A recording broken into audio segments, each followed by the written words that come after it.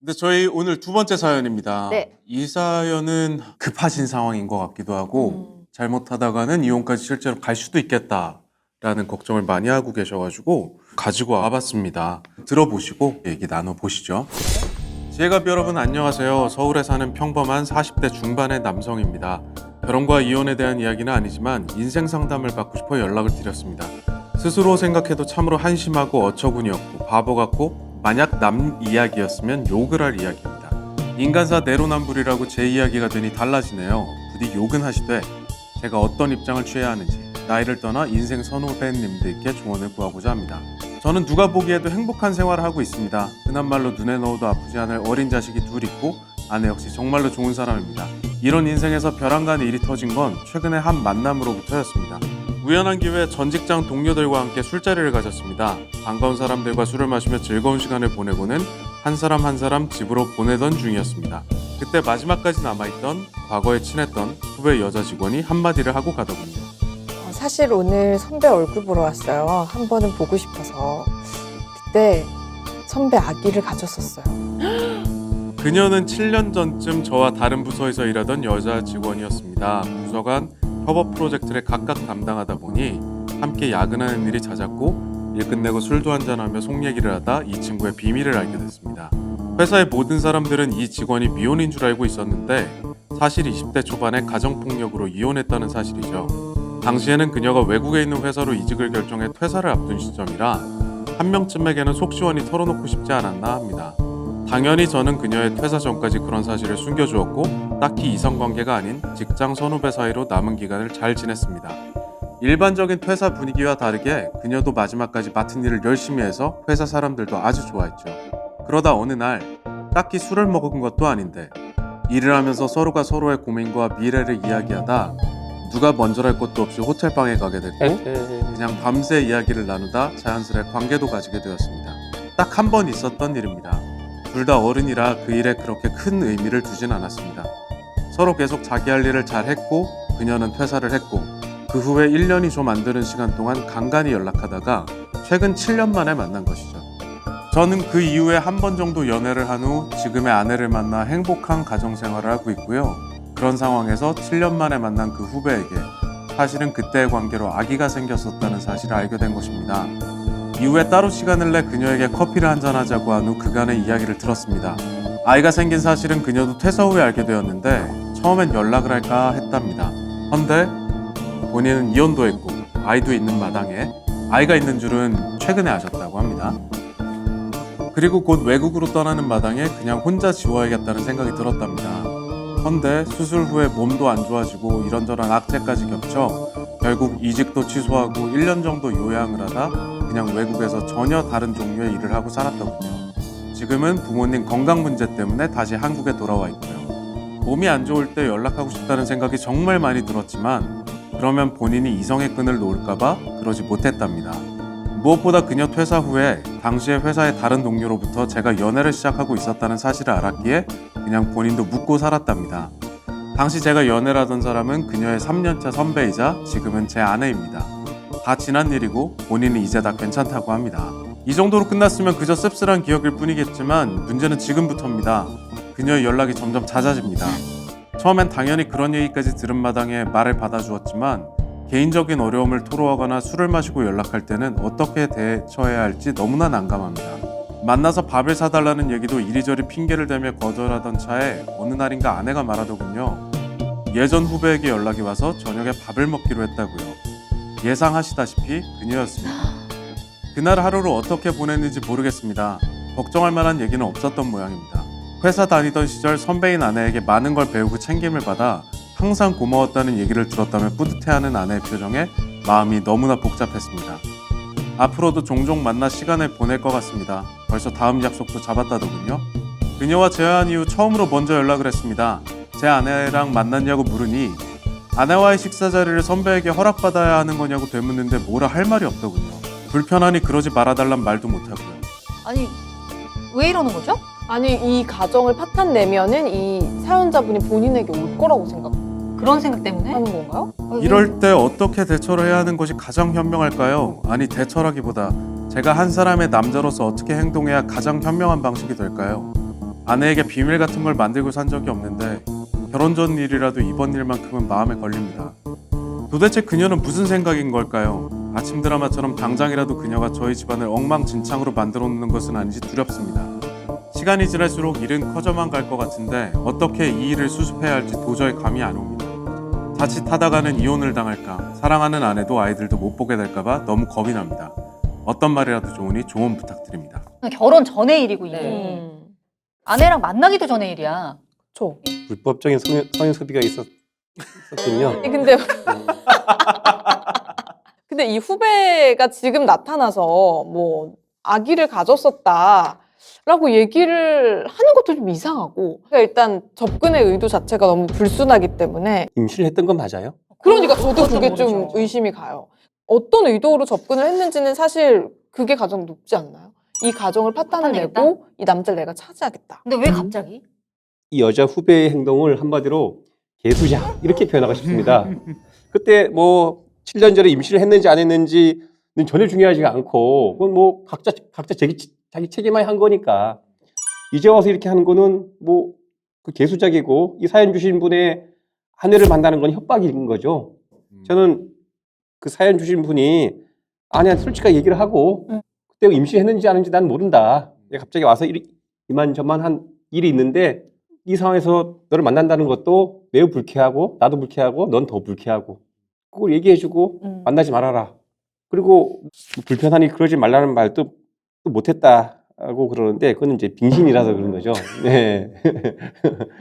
뭐 그냥 그렇게 하면 간단한 문제인 것 같은데요. 그냥. 그렇지 않으면 이혼을 당할 수도 있죠. 민지적거리 있다가. 제3자 입을 통해 듣게 되면 진짜 그게 그쵸. 진짜 큰일인. 내가 먼저 이렇게 설명을 하는 게 저는 제일 심플한 방법이라고 생각합니다. 뭐 아내를 만나지 않으면 모르겠는데 아내랑 이제 그 여자분이 계속 만나고 있는 상황인 거잖아요. 그러면은 남편분이 좀 얘기를 하는 게 맞는 것 같다. 그럼 간단하지 않나요? 그죠? 얘기하면. 맞아. 그게 저도 네. 제일 좋은 방법인 것 같은데 도대체 그녀는 무슨 생각인 걸까요? 라고 하는 게 되게 뜬금없는 시기에 갑자기 나타나가지고. 그러니까요. 7년 전이에요. 네, 갑자기 나타나서 이러는 게 너무 이해가 안 가요. 왜 갑자기 나타나서 아기를 가졌다는 얘기를 나한테 하고 나한테 접근하다가 아내에게까지 접근을 하고 정말 이 가정을 파탄내려고 하는 건가. 근데 갑자기 왜? 이거를 가지고 고민할 이유가 없을 것 같아요. 오히려 고민을 하고 그런 사이에 이 여성분이 아내분한테 얘기를 해버리면 그때는 걷잡을 수 정말 없죠. 예, 상황이 걷잡을 수 없게 될 수도 있을 것 같고, 그리고 둘이 또 만났었던 거잖아요. 한번 최근에 커피 한 잔 하자고 해가지고 뭐 이야기를 들었다라는 거기 때문에 이 부분에 대해서는 뭐 솔직하게 얘기를 하는 게 답이다라는 생각이 들고, 또 아내분도 이 얘기를 들으면 이 여성분 더 이상 안 만나지 않을까요? 후배를? 그럼 네. 그렇죠. 만날 수 없죠. 음. 그 답은 되게 쉽고 확실한데 오늘 얘기는 저는 이 여자가 왜 이러는지 모르겠다는 거죠. 봐봐. 지금 7년 전의 일이잖아요, 이게. 근데 오랜만에 우연한 기회에 전 직장 동료들과 함께 술자리를 가졌을 때 7년 만에 이분을 만난 거예요. 그럼 봐봐. 그럼 7년 동안 교류가 없었으면은 이 여자가 7년 동안 무슨 치밀한 계획을 세우지 않은 이상 이날 이 여자도 오랜만에 나왔다가 이 남자를 얼굴을 봤어, 오랜만에. 그런데 갑자기 감정이 폭발한 거 아니야? 즉흥적으로 이거밖에 시나리오가 저 안 나와. 남자를 내가 가져야겠다. 갑자기 오랜만에 봤는데 너무 마음에 들어. 막 또 이런 시나리오밖에 안 나오거든요. 이럴 수가 있나? 그런 것도 있고, 만약에 네. 실제로 진짜 만약에 아이를 가졌다 뭐 이렇게 하면은 나는 그때 뭐 어쨌든 간에 한 번에 있었던 일로 인해서 굉장히 고통스러웠고 힘들었는데 그 고통에 대해서 뭐 갚아주고 싶은 마음도 있을 수도 있지 않을까. 그러니까 이 남자는 계속 가지고 있었다. 아니 그러니까 이 남자를 보니까 떠오른 거지. 아, 내가 보니까. 그때 인생이 꼬였잖아. 너 때문에. 그런 것 때문에 이제 좀 좋은 마음으로 이 남자를 갖고 싶어서라기보다는 망치고 싶어서. 저는 그게 좀 더 크지 않을까. 안 나는 너 그러면은 때문에 이렇게 되는데 넌 이렇게 잘 살고 있어? 막 그런 이런 것들이 건가? 약간 영향이 있지 않을까 싶어요. 안 그러면은 만약에 이 남자랑 잘 되고 싶으면 이 아내랑 연락해서 만나진 않겠죠. 잘 되고 싶다면. 근데 그런 게 아니기 때문에 어떻게 아무런 고통도 받지 않고 남자는 저렇게 잘 살고 있네. 나는 떠오른 거예요. 자기가. 잊고 그냥 내 실수고 내 잘못이야라고 잊고 살고 싶었는데 떠오른 거죠. 7년 만에. 어쨌든 가정을 파탄내면 좋고 아니면 말고 뭐 이런 생각이 아닐까요? 그런 생각이거든. 예. 이게 이럴 수가 있나? 사람 무서운 사람 많아요. 그리고 한 번 뭔가 그렇게 감정의 교류가 있었고 또 몸까지 그렇게 서로 섞었던 사이이기 때문에 그때 잘 되려다가 말았다라고 이 여성분 입장에서 생각할 수도 있잖아요. 잘 돼서 뭐 사귀었으면 모르겠는데 잘 되려다 말았기 때문에 이 남자의 사연자분에 대한 그런 호기심도 좀 남아있잖아요. 네. 이 남자분은 이 여성을 여자로서 막 두근거리고 설레고 좋아해서 하룻밤을 보낸 게 아니에요. 그래서 그 뒤로도 이 여자한테 그런 감정이 없었던 거예요. 그쵸, 그런데 그쵸. 이 여성분은 혼자 오해를 한 거예요. 이 남자도 나한테 관심이 있었는데 내가 곧 이직하고 내가 곧 외국으로 나갈 사람이라서 더 이상 우리 관계가 발전되지 않았구나. 그런데 나도 정말 내 인생 때문에라도 이 남자랑 발전시키지 않았는데 덜컥 아이가 생긴 걸 알았고 그 아이를 빌미로 다시 만나기에는 좀 뭐 적당하지 않은 것 같아서 접었는데 나중에 이 남자를 만나서 얘기를 했어요. 근데 알고 보니 이 남자가 나한테 관심이 정말 없었던 거야. 정말 여자로 생각하지 않았던 거야. 그랬을 때 배신감. 내가 나한테 관심이 있어라고 생각해서 충분히 오해를 하다가 그게 오해라는 거를 딱 아는 순간 이 남자 배신 안 했는데도 불구하고 배신감을 느껴요. 그래서 나쁜 남자로 만들어. 셀프 이 남자 배신감. 나쁜 남자가 아니거든요. 아니 보세요. 하룻밤 자고 나쁜 남자로 만들어. 본인들이 합의하에 좋아서 그렇게 하룻밤을 같이 보냈는데 그거를 한쪽이 나쁘다라고 얘기를 하는 게 말이 되나요? 자기 혼자 좋아했다가 배신당했다고 생각하면 나쁜 남자 되는 거예요. 근데 너무 무섭다. 왜냐면은 오랫동안 계획을 한 게 아니라 그날 우연히 7년 만에 딱 봤는데 그런 감정 때문에 이런 행동을 한다는 게 배신감. 무서워요, 너무. 그러니까 이 여자는 이 남자도 자기랑 똑같이 그때 우리 아련했던 그런 생각으로 한번 보러 나왔다 이렇게 말을 했는데 이 남자가 좀 너무 무심하니까 사실 그때 그럼 이런 일도 있었다. 그러니까 우리 하룻밤 잤지라는 말을 꺼내는 게 아니라 오히려 더 충격적인 이야기를 하는 거잖아요. 선배 아기를 가졌었어요. 그렇게 이제 그 상기시키는 거죠. 우리 관계가 어땠었는지를 상기를 시키고 나서 이제 다시 만날 기회를 잡았는데 이 남자의 마음이 얼마나 힘들었을까에 대한 안타까운 마음이 아니라 깜짝 놀라면서 뭐 이런 반응을 보였다면 배신감을 느끼겠죠. 그때 힘들었던 거에 대해서는 완전히 무시해 이러면서 이제 배신감이 충분히 느낄 수 있죠. 되게 이렇게 이야기 들으니까 되게 이해된다. 이 여자분 되게 무섭다고 생각했는데 그 여자분 마음이 조금 이해가 되네. 되죠. 네. 내 마음은 하나도 헤아려주지 않고 저건 아주 지금도 지 것만 지키려고 하고 있네. 눈에 보이는 이렇게 거예요. 생각하니까 조금 이해가 되네. 저는 이걸 보고 우리 팔대조 할아버지가 강원도 정서에서 자리를 잡을 게 아니고 서울 강남에서 자리를 잡으셨으면 어땠을까 이런 생각이 들어요. 그게 너무 억울해서 강남 땅이 다 내 거다 이렇게 주장하고 싶어지는 생각이 듭니다. 내가 그때 예. 삼성전자만 안 들어갔어도 30년 전에 대우전자를 사는 게 아니었는데. 뭐 이거. 그러니까.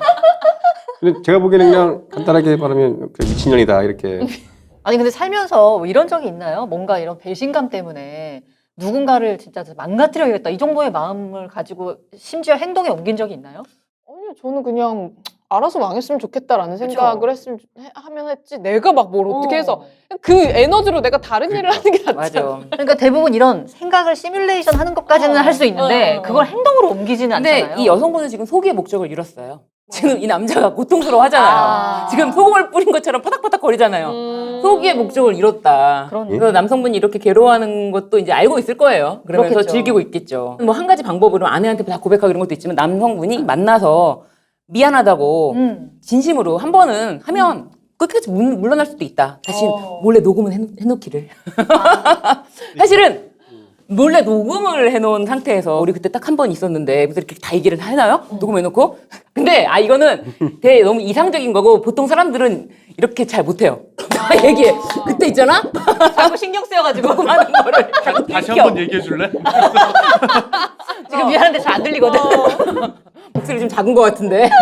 진심 어린 사과를 해서 내가 좀 미안했다. 그리고 사실 걱정했다. 이것도 내가 좀 못난 것 같은데 미안하다라고 한번 해보는 것도 방법이긴 방법일 수 있겠다. 그러면 근데 이 여자분이 현실적으로 지금 아내분을 만나긴 만났어요. 근데 아내분한테 이 얘기를 할 가능성이 얼마나 된다고 보세요? 저는 있다고 봐요. 저는 얘기를 할 것 같진 않아요. 선배 남편의 아이를 가졌다. 얘기할 거 안 할 것 같다고요? 못 할 것 아, 같아요. 해. 여자들이 그런 여자들을 모르는구나. 아니 너무 맑은 물에서만 살았네. 내 말을 믿을 수 있을 만큼의 이제 어떤 친분을 가진 다음에 사실은 이런 일이 있었다라고 이야기를 털어놓을 수가 있습니다. 그 사과를 해야 할 상황이 아닌데 사과를 하면 이게 매우 꼬일 것 같은데 그죠?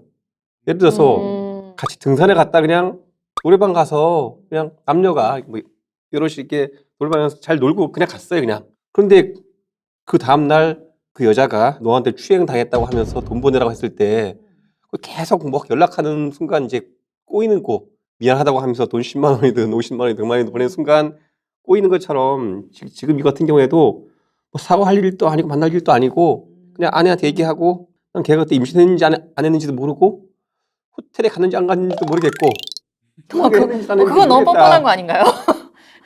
호텔에 갔는지 안 갔는지도 모르겠다는 너무 뻔뻔한 거 아닌가요? 하여튼 그거는 뭐 각자 선택하는 건데 아니 그래서 뭐 어떻게 하려고 이게 실체적 진실을 다 발견해가지고 그때 그죠 뭐 채민이 이랬고 이렇게 하고 재민이 좋았다 이렇게까지 얘기할 필요는 없었습니까 그죠? 이분도 굉장히 불안한 상황이신데 다들 불안해. 불안도가 높아. 아니 근데 이게 너무 착하셔서 그런 거 같아요. 그러니까 이분은 지금 그 정도 상상까지 하시고 계세요. 7년 전에 그 둘의 관계가 상호 합의된 게 아니라고 주장하면 어떡하지?까지도 지금 걱정을 하고 계시는 너무 거예요. 많이 가신 거 아니야? 거기서 아내가 내 말을 정말 신뢰하고 믿어줄까에 대한 불안도 있으신 거라서 이런 얘기를 배우자한테 듣는다면 어떻게 받아들이실 것 같은지 한번 얘기를 주시면 근데 조금 이게 도움이 말이죠. 되시지 않을까. 이게 나를 만나기 전의 일이란 말이에요. 그래서 저는 이 얘기를 아무렇지도 않게 듣진 않겠지만 좀 가슴이 철렁하긴 하겠지만 얘기를 기분 좋진 좀- 않죠. 그죠? 그냥 저도 딱 들었을 때, 뭐, 나 만나기 전에 있었던 일이고, 그 부분에 대해서는 이제 뭐, 아이가 어디서 자라고 있다면 그것도 다른 얘기가 될 수도 있는데, 그건 아니잖아요. 야 그러면은 이제 사건 일이 커진다.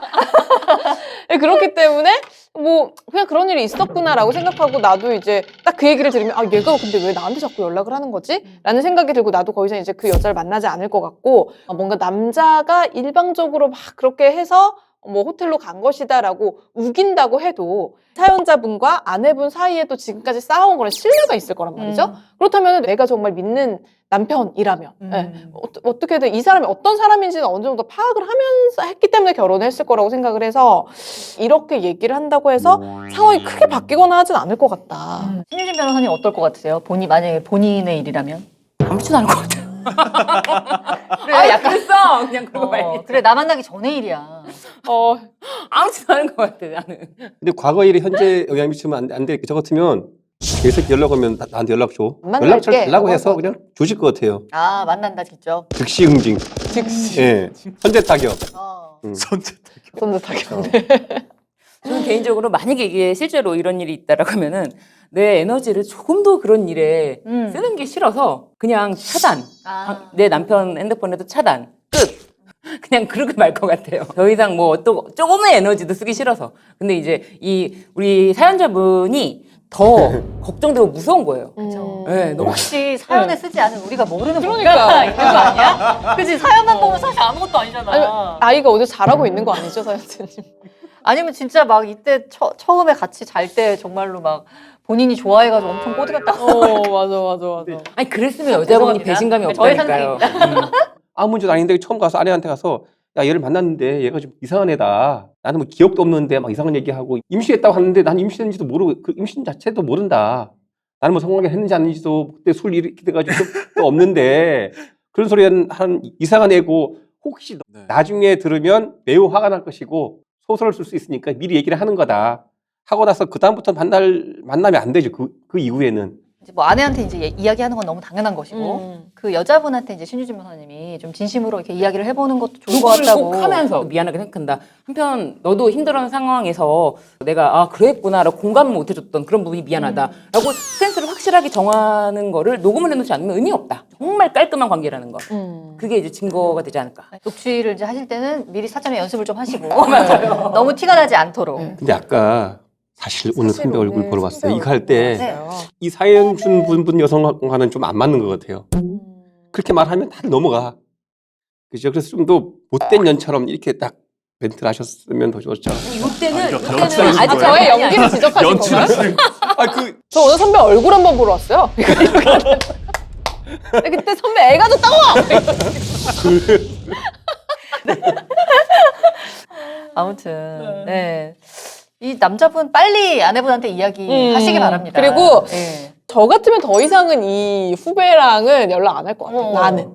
아내분도 굉장히 일반적인 그런 상식선 안에 계시는 분이라면 남편분의 이야기를 듣고 나서 이 여자분이 이상한 행동을 하고 있다는 것쯤은 알겠죠. 그러면은 또 아내분은 아내분대로 뭐 차단을 하든 연락을 하지 않든 행동을 취할 거라고 생각합니다. 너무 혼자서 너무 불안해하셨던 것 같아요. 그냥 있는 그대로 네. 솔직하게 잘 이야기하시면은 뭐 충분히 아내분하고 잘 이야기 될 거라고 생각합니다. 이게 뭐 수습까지 막 생각하고 뭐 이혼에 대한 생각까지 하고 그럴 전혀. 상황이 전혀 아니라는 거. 오늘 또 총수님의 그 멘트가 필요한 것 같아요.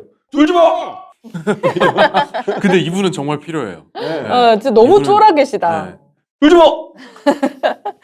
네. 근데 요즘에 이렇게 좀 불안도가 높으신 분들이 많더라고요. 이렇게 불안도가 높으신 분들이 쓸데없는 고민이나 앞에 일어나지 않은 일들, 기후 같은 것들 막 많이 생각하시는데 참고로 저도 불안도가 좀 높은 과라서 참고로 드리자면 이제 약을 먹으면 좀 괜찮아집니다. 아 정신과 약이가? 네네. 아 근데 맞아요. 이제 그렇죠. 정신과에서 감기약 처방받듯이 처방받아서 좀 드시는 것도 권장드리고 싶어요. 근데 그게 사람들은 자기의 성향이라고 생각을 하지만 거의 이런 어떤 기분, 감정에 대한 거 호르몬인 게 많거든요.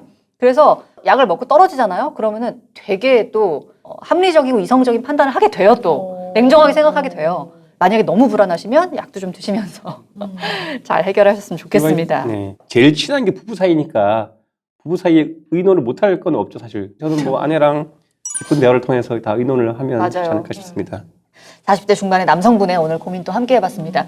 아니 근데 지금 뭔가 되게 너무나 큰 죄책감에 시달리고 계셔가지고 그러니까. 저희가 되게 조심조심 맞아, 맞아. 말씀드렸는데 이게 말씀하신 것처럼 남의 얘기를 들어도 그 여자가 미친년이지 절대 우리 사연자분을 욕할 얘기는 절대 아니거든요. 맞아요. 그러니까 마음 편하게 가지시고 아내분에게 그냥 털어놓으셔도 솔직하게만 얘기하셔도 충분히 이거는 다 이해를 받을 수 있는 문제다라는 생각이 드니까 더 이상 뭐 걱정하지 않으셨으면 좋겠고요. 네. 혹시 이제 뭐 후기 추가로 또 보내주실 수 있다면 네. 저희 또 기다리고 있습니다. 어떤 일들이 또 이어졌는지 같이 좀 보내주시면 좋을 것 같습니다. 아래 메일 주소 나가고 있으니까 여기로 후기 보내주셔도 좋고 또 우리 시청자분들 중에서도 이혼 관련된 아니면 뭐 굳이 이혼이 닥치지 않았더라도 맞아요. 예, 오늘 같은 사연들 이것도 사실 이혼 문제는 아니잖아요. 그쵸. 예, 이혼 근데 스스로는 이혼까지 생각하신 것 같아요. 너무 앞서갔어. 너무 앞서갔어. 약간 멘탈이 개복치시다. 생각. 네. 근데 뭐 개복치들의 사연도 좋습니다. 네네. 네. 아래 메일 주소로 보내주시면 저희가 또 같이 한번 방법을 찾아보겠습니다. 네, 근데- 여러분. 네. 지금 맞다. 지금 엄경 발도 전화해. 걸리신다고요? 근데 이런 사연이 많으면 저희 비즈니스는 어떻게 되는 거죠? 예, 언짢은 언변 모사님이었습니다. 비즈니스 모델이 되는 사연도 많이 기다리고 있겠습니다. 자, 그럼 오늘 저희는 여기서 인사드릴게요. 본격 이혼 권장 방송 지금 헤어지러 갑니다.